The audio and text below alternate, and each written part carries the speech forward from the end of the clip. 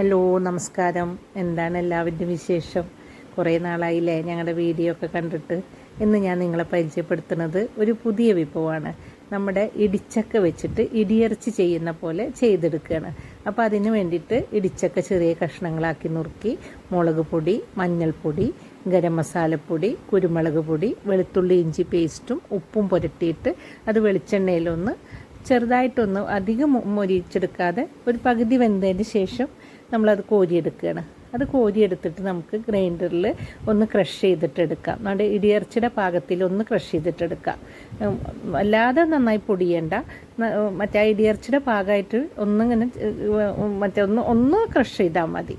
എന്നിട്ട് അത് ചെയ്തതിന് ശേഷം അതേ പാനിൽ തന്നെ കുറച്ച് വെളിച്ചെണ്ണ ഒഴിച്ചിട്ട് വേപ്പിലയും ചുവന്നുള്ളിയും വെളുത്തുള്ളിയും ചുവന്നുള്ളിയും വെളുത്തുള്ളിയൊക്കെ ചതച്ച് കൊടുത്താൽ മതി. ആ ചതച്ചതും കൂടെ വഴറ്റിയിട്ട് ആ വഴന്ന് വരുന്ന സമയത്ത് നമുക്കതിലേക്ക് ഒരു 1.5 ടീസ്പൂണ് ചില്ലി ഫ്ലേക്സ് ഇട്ട് കൊടുക്കാം.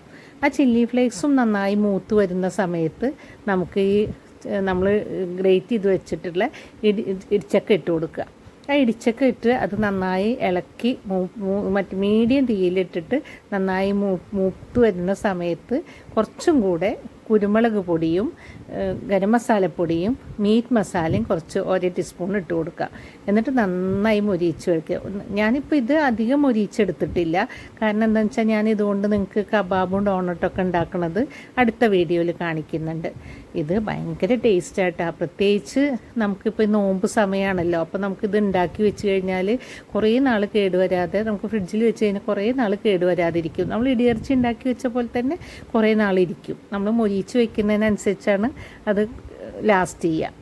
എന്നിട്ട് അത് നമുക്ക് ഡോണട്ട് ഉണ്ടാക്കാം, കബാബ് ഉണ്ടാക്കാം, സമൂസയുടെ ഉള്ളിൽ ഫില്ലിങ് കൊടുക്കാം. ചോറിലേക്കും നല്ല ടേസ്റ്റാണ്. പ്രത്യേകിച്ച് ഇപ്പോൾ ചൂട് സമയമാണല്ലോ. അപ്പോൾ ഈ ചൂട് സമയത്ത് നോമ്പ് എടുത്തിട്ട് ചിക്കൻ വെച്ചിട്ടും ബീഫ് വെച്ചിട്ടൊക്കെ മാത്രം കൊടുക്കുമ്പോൾ കുട്ടികൾക്ക് അത് ശരീരത്തിന് അത്ര നല്ലതല്ലല്ലോ. ചൂടിന് ചിക്കനൊക്കെ ഭയങ്കര ബുദ്ധിമുട്ടാണല്ലോ.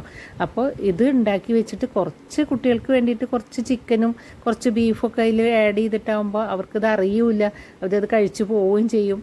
വെജിറ്റേറിയൻകാർക്കും ഷുഗർ ഉള്ളവർക്കൊക്കെ ആണെങ്കിൽ ചക്കയെക്കുറിച്ച് പിന്നെ ഞാൻ പ്രത്യേകിച്ച് ചക്കയുടെ ഗുണങ്ങളെക്കുറിച്ച് പറയേണ്ടതില്ലല്ലോ. ഞാൻ പറയാതെ തന്നെ നിങ്ങൾക്ക് അറിയാമല്ലോ.